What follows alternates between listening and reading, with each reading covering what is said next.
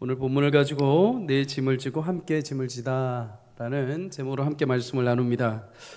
갈라디아서 말씀을 통해서 성령 안에 열매 맺는 삶이 뭔지를 계속 나누고 있습니다.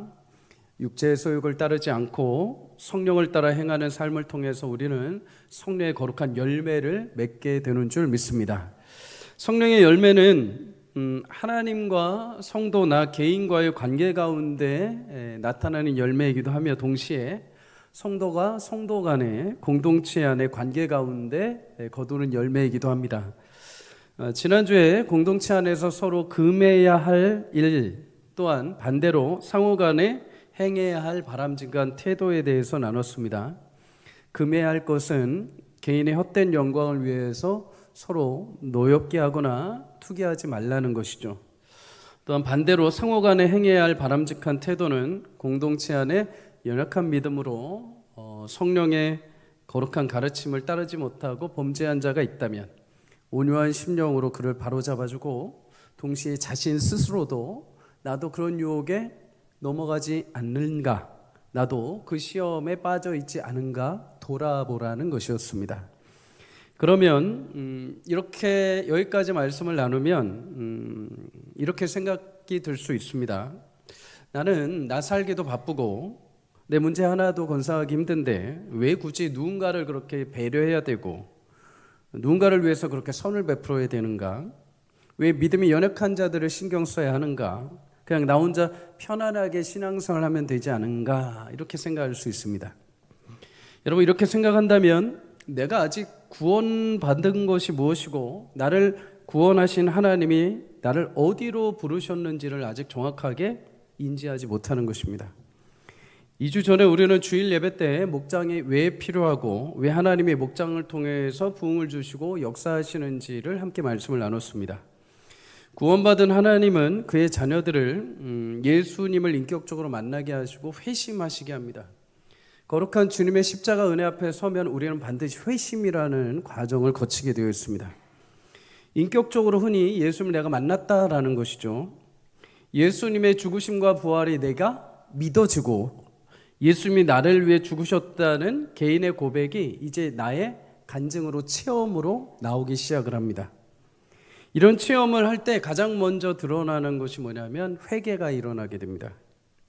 그런데 이 회개를 말할 때 누군가 당신은 죄인입니다. 우리 모두는 죄인입니다. 당신은 죄를 많이 져서 죄인으로 태어나서 부모의 자녀의 혈통입니다. 이렇게 해서 죄를 고백시키는 것이 아니라 영적인 생명으로 오신 주님을 내가 만나면 나라는 인간이 가지고 있는 극심하고 처참한 죄악된 모습, 교만과 아집과 무지함과 영원한 하나님과 나를 비교했을 때 감히 내가 그 앞에 설 수 없다는 것을 체험을 하게 됩니다.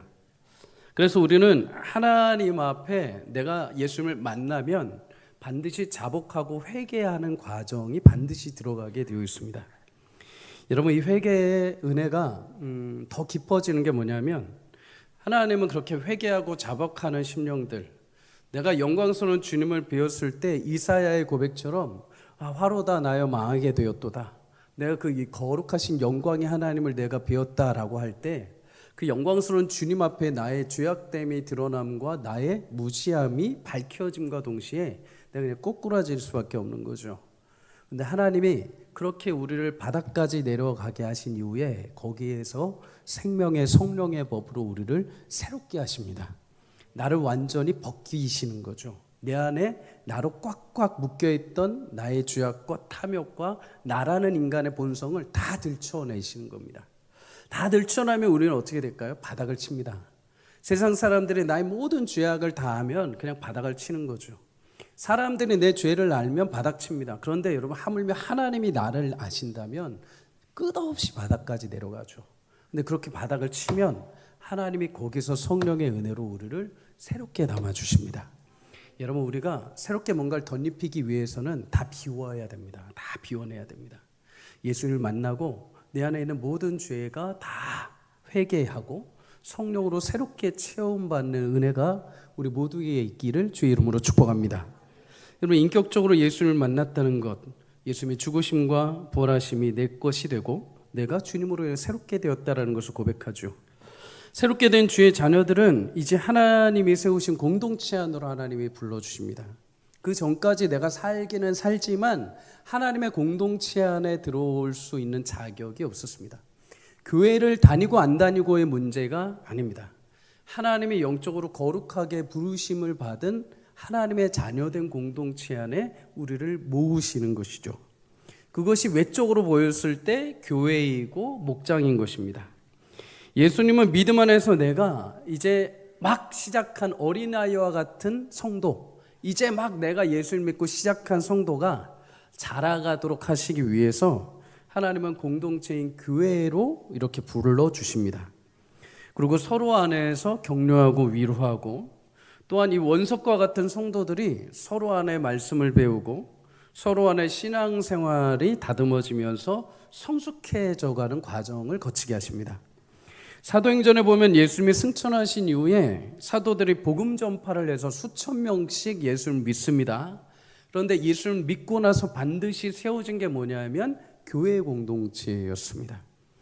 교회는 이제 막 신앙생활을 시작한 성도들에게는 영적인 울타리가 되어주고, 때로는 범죄했을 때 나에게 바른 길을 알려주는 교사의 역할을 하기도 하고, 때로는 내가 신앙생활을 하다가 무너지고 낙심되고 바닥을 치고 있을 때 영적인 부모와 같은 역할로 나를 붙들어 주는 것입니다. 공동체를 통해서 하나님은 그래서 예수님의 사랑이 얼마나 크고 위대한지를 서로 간에 사랑으로 나누게 하시는 거죠. 그렇게 예수님 사랑과 위로를 받은 자들이 서로 안에 다시 사랑을 재생산하면서 또 다른 사람이 예수 믿고 들어왔을 때 하나님의 사랑이 이런 거구나, 예수님이 나를 사랑하신 게 이런 사랑이구나 하면서 서로 안에 하나님 나라를 이곳에서 맛보게 하신 것입니다. 여러분, 교회가 세워졌는데 교회는 여러 가지 사역을 하고 예배도 하죠. 그런데 한 가지 특징은 뭐냐면 하늘의 그 천상의 하나님 나라를 이곳에서 하나님이 맛보게 하셨습니다. 맛보게. 전부 다는 아니지만 아주 일부를 맛보게 하셨습니다. 예배할 때 하나님의 임재를 체험하게 하시고, 기도할 때 하나님이 우리와 가까이 임하셔서 응답하시고, 성도 간의 성도의 교제와 사랑을 통해서 하나님의 사랑이 무엇인지를 깨닫게 하시고 경험하게 하신 것이죠. 여러분, 우리 교회 공동체가 그런 모임, 그런 공동체가 되기를 주의 이름으로 축복합니다. 예수님 사랑으로 완성되어가는 공동체이죠. 그것을 가리켜서 오늘 2절에 이렇게 말합니다. 짐을 서로 지라, 그리하여 그리스도의 법을 성취해라.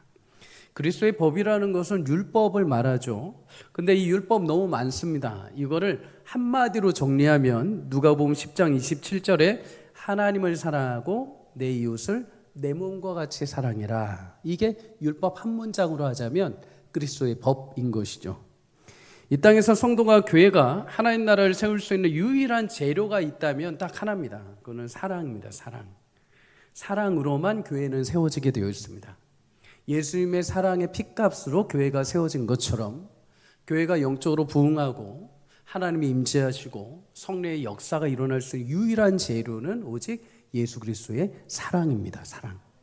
여러분, 사랑한다는 것을 다른 말로 표현하자면 짐을 서로 지어주는 것이죠. 짊어지는 것.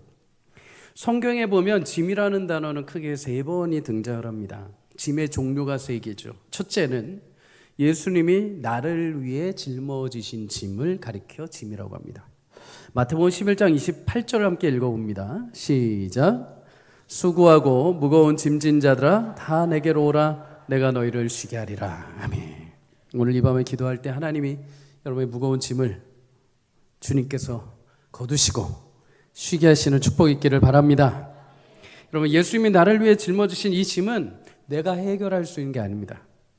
죄의 짐이요 율법의 짐입니다. 이 짐은 인간이 짊어질 수 있는 게 아니에요. 내가 죄인인데 내가 죽어서 내 죄를 해결할 수 있는 방법이 없습니다. 내가 죽어도 그 죄는 해결이 안 됩니다. 오직 예수님만이 나의 죄를 짊어지어 주셔야 됩니다. 나를 구원하시는 것은 오직 예수님만이 가능하십니다. 베드로전서 5장 7절에 말씀합니다. 너희 염려를 다 주께 맡기라, 이는 그가 너희를 돌보심이라. 여러분, 구원의 짐뿐만 아니라 우리가 살다 보면 때로는 통제할 수 없는 문제가 내 앞에 찾아올 때가 있습니다. 자녀들의 문제, 건강의 문제, 미래에 대한 문제, 취업과 결혼에 대한 문제. 그것은 내가 사실은 엄밀히 말하면 감당할 수가 없는 것들입니다. 그렇죠? 감당할 수 없는 문제를 붙들고 씨름할 때 우리에게 찾아오는 감정이 뭐냐면 걱정입니다. 걱정. 걱정에서 염려가 사라지고 만약에 문제가 해결된다면 여러분들 오늘부터 여러분 집에 가셔서 얼마든지 걱정을 수도 없이 하시길 바랍니다. 그런데 여러분 내가 걱정한다고 해서 지금 내 문제들이 해결되는 것이 아니죠. 데일 카네기라는 사람의 책을 보면 정신과 의사가 환자들의 걱정에 대한 관찰한 사례가 기록되어 있습니다.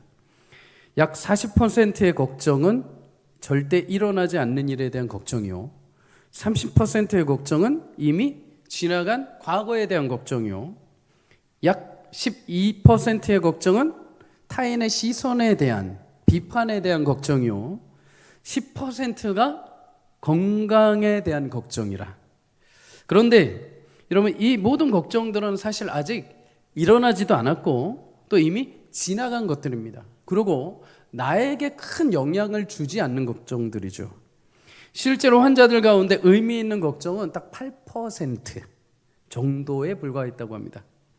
사단이 우리에게 주는 대부분의 걱정은 사실 헛된 그림자일 뿐입니다. 그냥 그림자만 보여줄 뿐이죠. 근데 우리는 그 그림자만 보고도 걱정하고 두려워하고 염려에 빠진다는 것이죠. 그래서 마태복음 6장 34절은 이렇게 말합니다. 우리 함께 읽습니다. 시작. 그러므로 내일 일을 위하여 염려하지 말라. 내일 일은 내일 염려할 것이요 한날의 괴로움은 그날에 족하다. 아멘. 내일 일을 염려하지 말라. 여러분 재미난 표현이 있죠. 내일 일을 누가 염려한다고 합니까?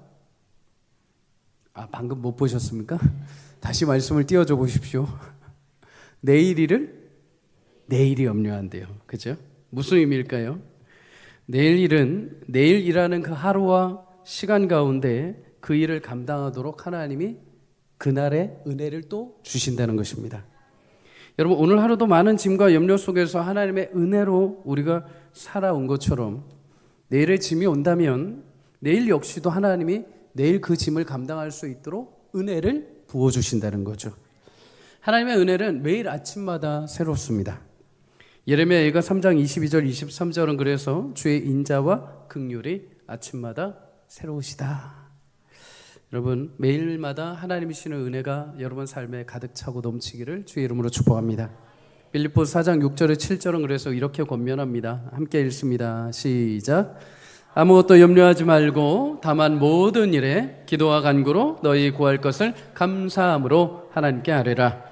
그래야면 모든 지각에 뛰어난 하나님의 평강이 그리스도 예수 안에서 너희 마음과 생각을 지키시리라. 아멘.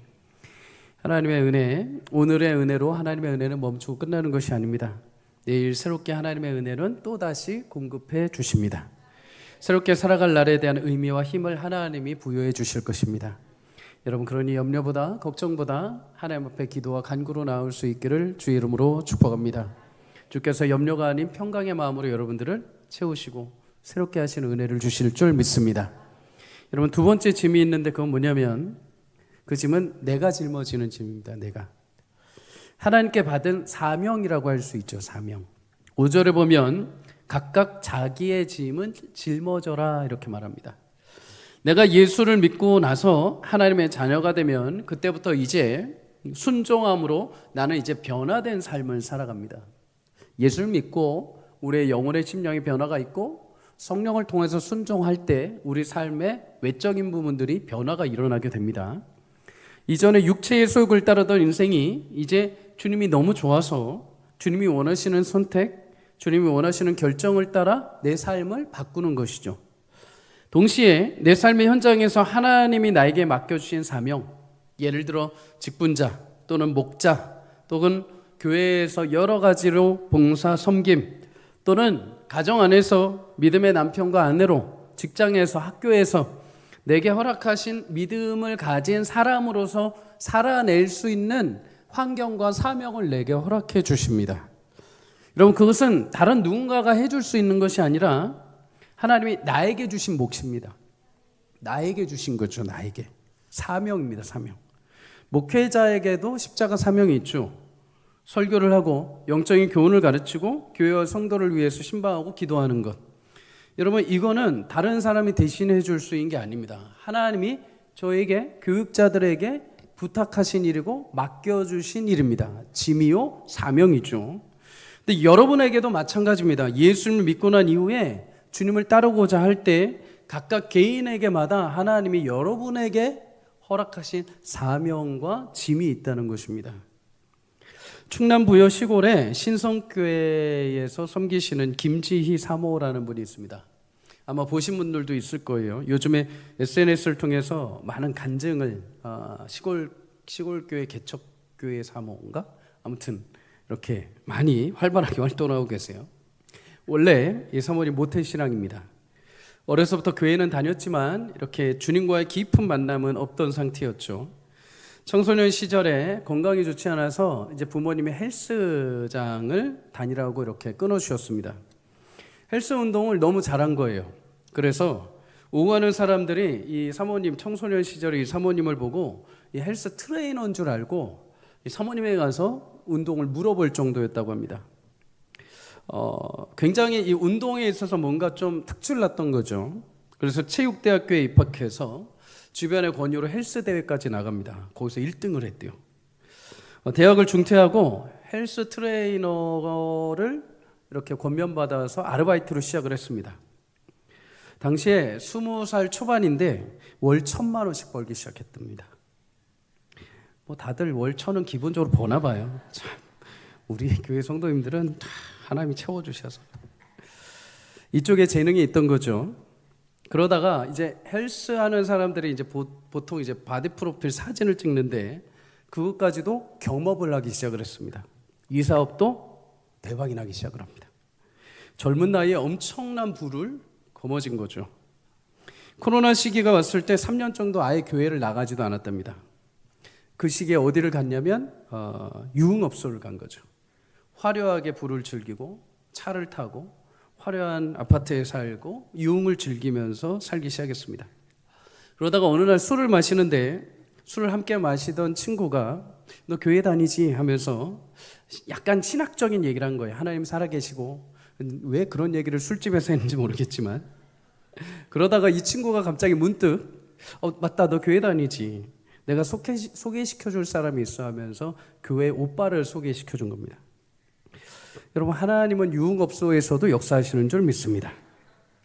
술 마시다 갑자기 교회 오빠를 소개받은 거죠. 그분이 지금의 남편은 아닙니다. 사모님이 이제 소개팅 자리에 나갔는데 그 교회 오빠라는 분이 이렇게 얘기하더랍니다. 지희 씨, 하나님 살아계십니다.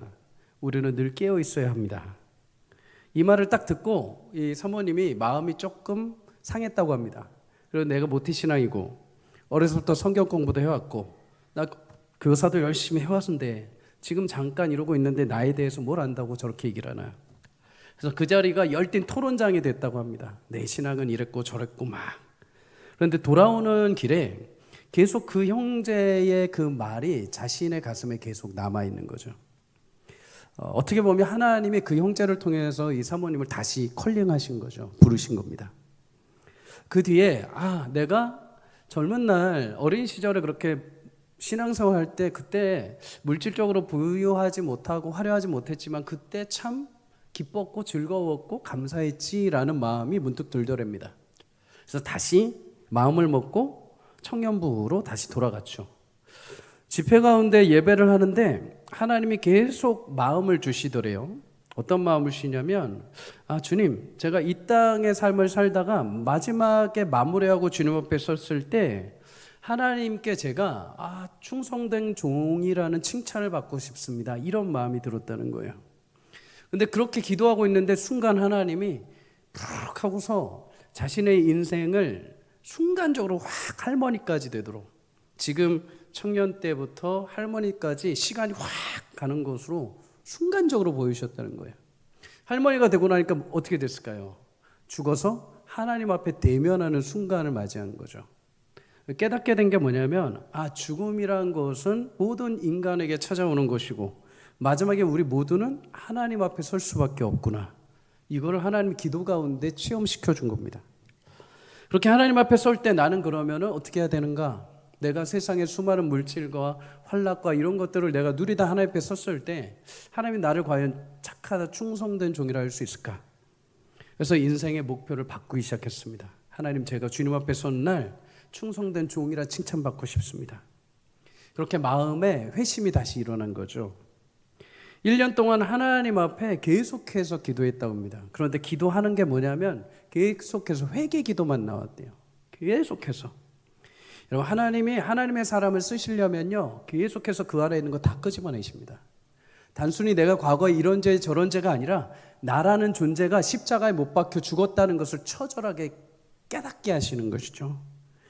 1년 정도 그렇게 회개하고 바닥을 딱 치고 있을 때 하나님께서 이제 빛 가운데로 인도해 주신 은혜를 주셨습니다. 어느 날 마태복음 7장 13절에 좁은 문으로 들어가라. 멸망으로 인도하는 문은 크고 그 길이 넓어 들어가는 자가 많고 생명으로 인도하는 문은 좁고 협착하여 들어가는 자가 적다. 이 말씀이 확 내리에 꽂힌 거죠. 이 말씀을 통해서 내가 이제 넓은 길로 향해 살아왔었는데 이제 좁은 길로 가야겠다. 그럼 좁은 길은 뭘까? 물질이 없고 가난하고 어려운 인생들이 있는 그곳에 가서 내가 주님을 위해서 내 삶을 드려야겠다. 이렇게 마음을 먹고 있었대요. 어디로 가야 할지 모르잖아요. 그래서 기도만 하고 있을 때 어느 교회에서 교사 세미나가 있었는데 거기에 이제 교사 세미나 차원에서 갔었는데 그 교회에 전국 전도대회가 있었는데 거기서 1등한 전도사님에 대한 소식을 그 자리에서 듣게 됩니다. 사진으로 봤는데 그 시골 교회가 되게 초라하고 굉장히 허름하고 성도들도 몇 명 없고 그 있잖아요. 시골 교회는 여기 우리 시니어 성도님들 있잖아요. 시니어 성도님들 계시는데 여기서 시니어 성도님들 60, 70이면 우리는 시니어 성도님들 하시는데 거기 가면 이래야 됩니다. 커피 타고 제일 어린 성도가 60대 이런 분위기. 그런데 그 교회 사진을 딱 보자마자 이 사모님 마음에 무슨 마음이 들었냐면 나 저기 가고 싶다 이런 마음이 들었다는 거예요. 충남 부여 가장 가난한 동네 60대 70대만 있는 지역 가난하고 소외된 곳 그곳에 대한 마음이 하나님 불같이 주신 겁니다. 내가 좁은 길로 가야 할 곳이 바로 저기다.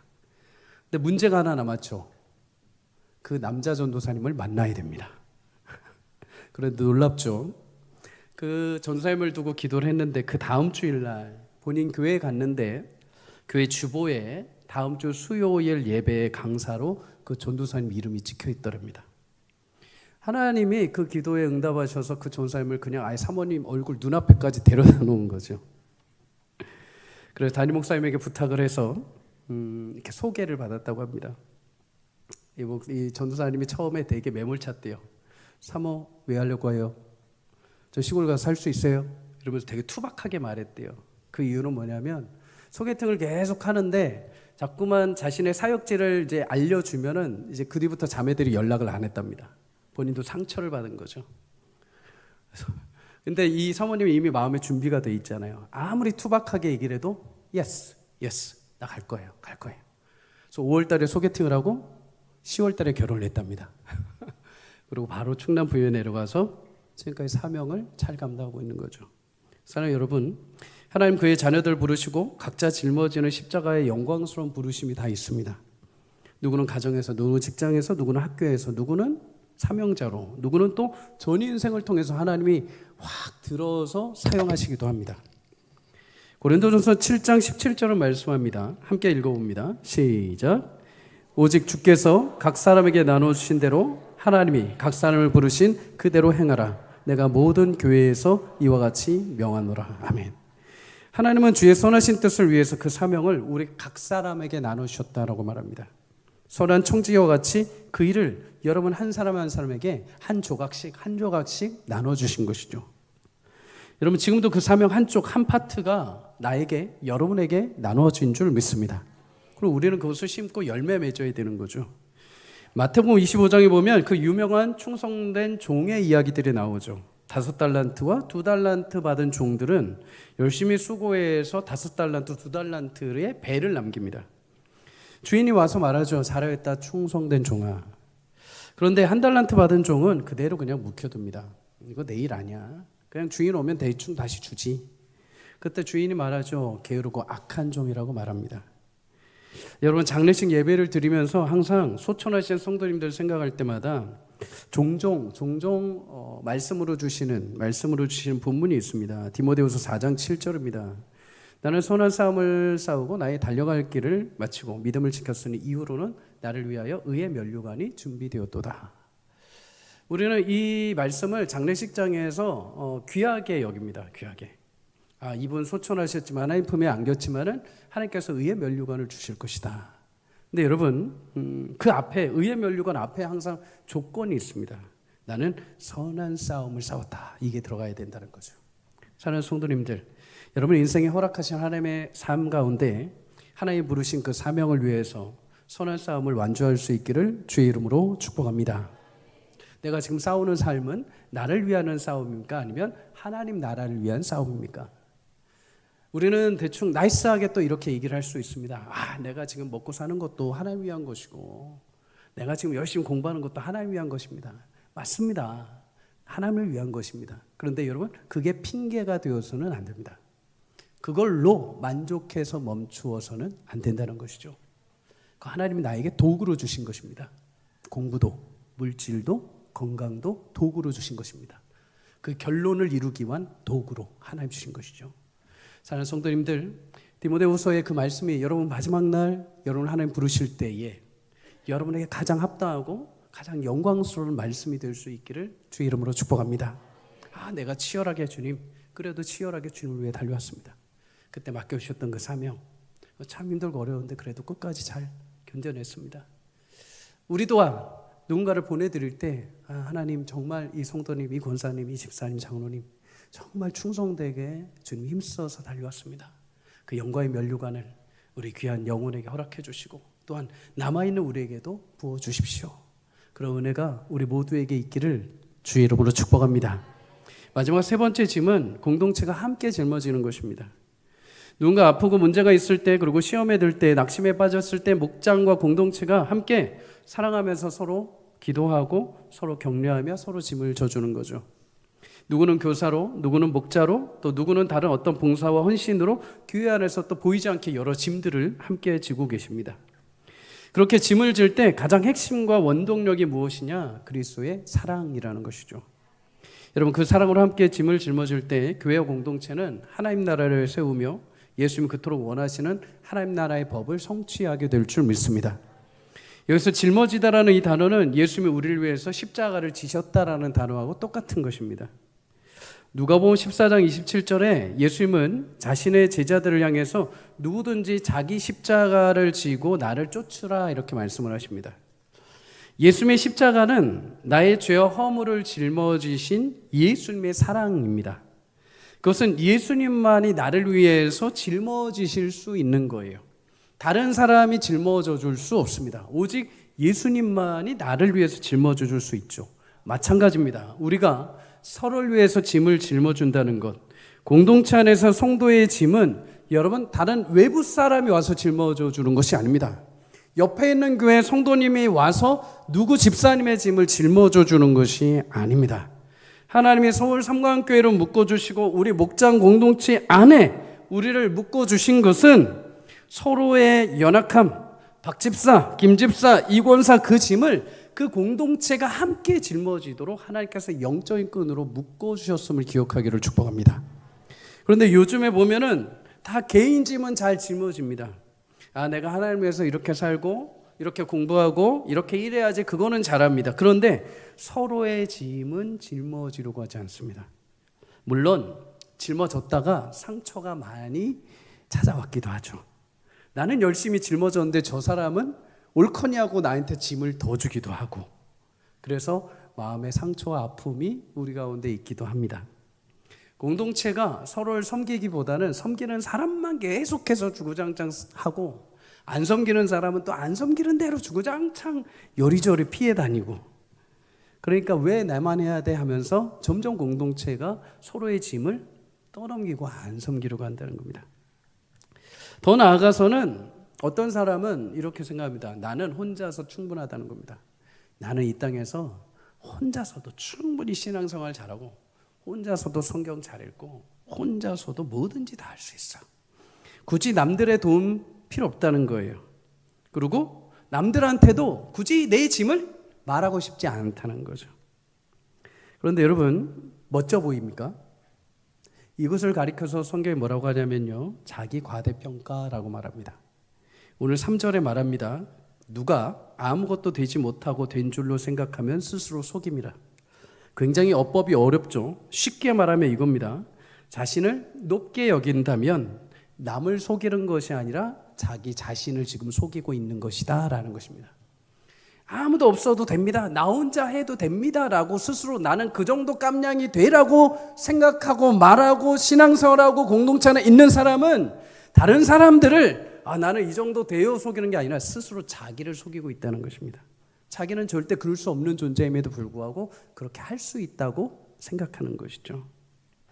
여러분, 그런 사람들은 공동체가 가지고 있는 유익과 엄청난 기쁨과 영적인 힘을 제대로 이해하지 못하기 때문이죠.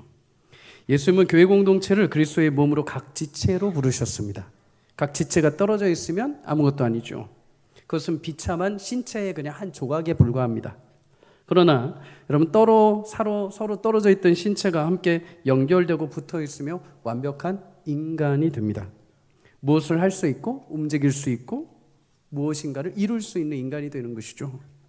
예수님은 분명 전능하신 하나님이십니다. 동시에 이 땅에 육신의 옷을 입고 오셨죠. 예수님은 예수님만이 하실 수 있는 짐을 짊어지셨습니다. 그게 뭐냐면 십자가의 짐이죠. 그런데 여러분, 예수님이 짊어지실 수 있는 개인 짐 말고 다른 짐들이 있습니다. 다른 짐. 인간을 입고 오셨기에 예수님도 의지해야 되고 주변 사람들에게 짐을 나눠줘야 되는 세상에 다른 짐들이 있었습니다. 그 짐을 예수님이 다른 사람들에게 다 나눠주십니다. 예수님은 육신의 어머니 마리아의 몸을 빌려 태어나십니다. 어려서 그 육신의 부모의 가르침과 보호 가운데 자라나십니다. 사역 가운데 혼자 복음 전파하지 않으시고 마태복음 10장에 보면 12제자를 파송하십니다. 누가복음 10장에 보면 70인의 제자를 파송하십니다. 요한복음 4장에 보면 내가 혼자 물 먹을 수 있어 하고 끝내신 게 아니라 사마리아 여인에게 물을 달라고 하십니다. 마가복음 14장에 보면 유월절 절기를 지키는데 제자들에게 유월절 절기를 준비하라고 부탁합니다. 십자가를 앞에 두시고 혼자서도 얼마든지 하나님 앞에 기도하실 수 있음에도 불구하고 겟세마네 동산에 오르셔서 제자들에게 나를 위하여 같이 기도해달라고 도구 요청을 하십니다. 누가복음 23장에 보면 예수님 십자가 짊어지시고 가실 때 지치고 힘들어서 쓰러지십니다. 그럴 때 구레네 사람 시몬이 옆에 와서 예수님 대신해서 십자가를 함께 짊어지고 같이 갑니다.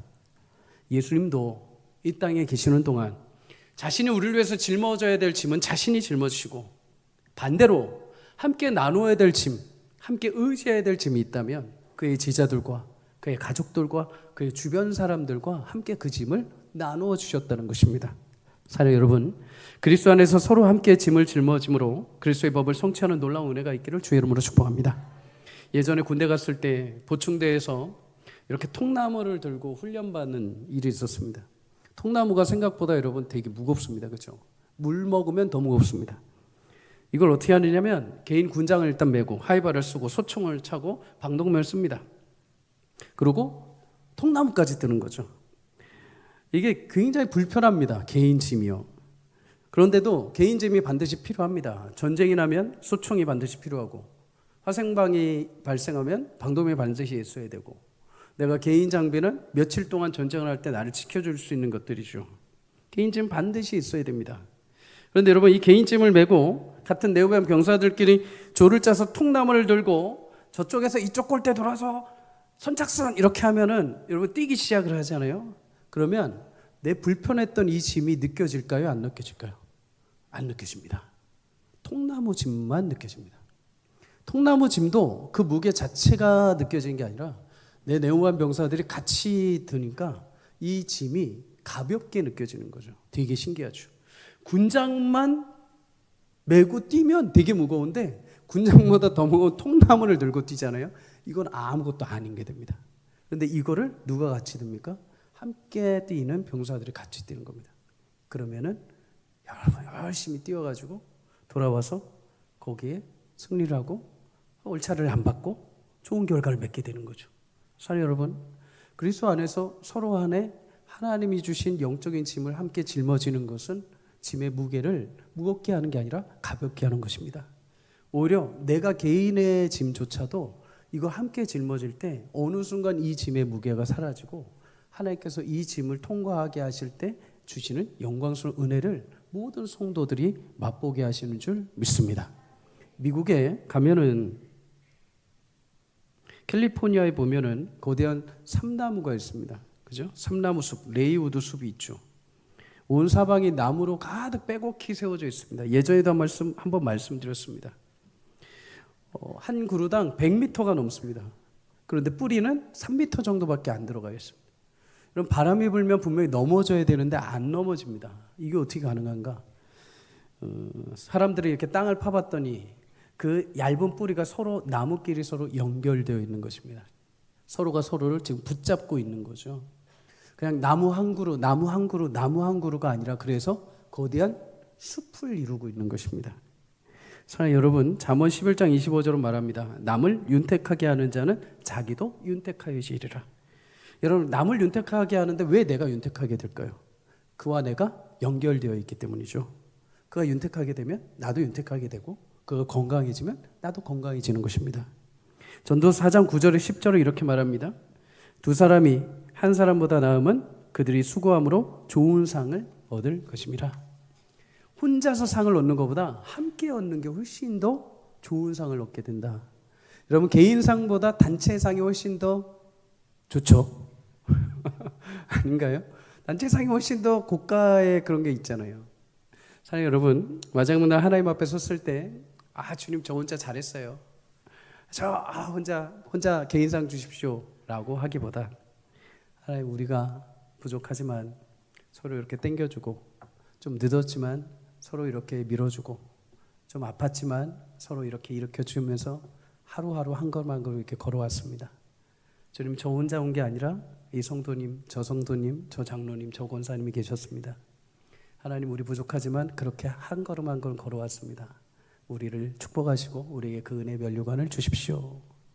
여러분, 그랬을 때 하나님께서 나 개인뿐만 아니라 그 당시에 살고 있던 우리 서울 삼강교회 모든 성도님들에게도 하나님이 동일하게 모든 단체에게 주시는 그 귀한 생명의 면류관 모두가 기쁨으로 받고 서로 주님을 찬양하고 서로 주님을 격려하고 서로 위로하고 서로 안에 하나님을 향해서 찬양할 수 있는 귀한 시간들이 우리 가운데 마주할 수 있기를 주의 이름으로 간절히 축복합니다. 에베소 4장 3절 4절 마지막으로 함께 읽고 말씀을 마칩니다. 함께 읽습니다. 시작. 평안에 매는 줄로 성령이 하나 되게 하신 것을 힘써 지키라. 몸이 하나요 성령도 한 분이시니 이와 같이 너희가 부르심에 한 소망 안에서 부르심을 받았노라. 아멘. 영적인 묶임이 있다면, 서로의 짐을 함께 짊어준다면 거대한 비바람 가운데서도 흔들리지 않고 굳건하게 버티고 이겨내고 승리하게 될 줄 믿습니다. 오늘도 여러분에게 허락하신 그 짐을 잘 능히 감당할 때 주님께서 짊어주신 그 사랑의 은혜로 함께 짊어져 우리가 온전하게 주님의 거룩한 사랑의 법을 성취하는 영광스러운 공동체가 되기를 주의 이름으로 간절히 축복합니다.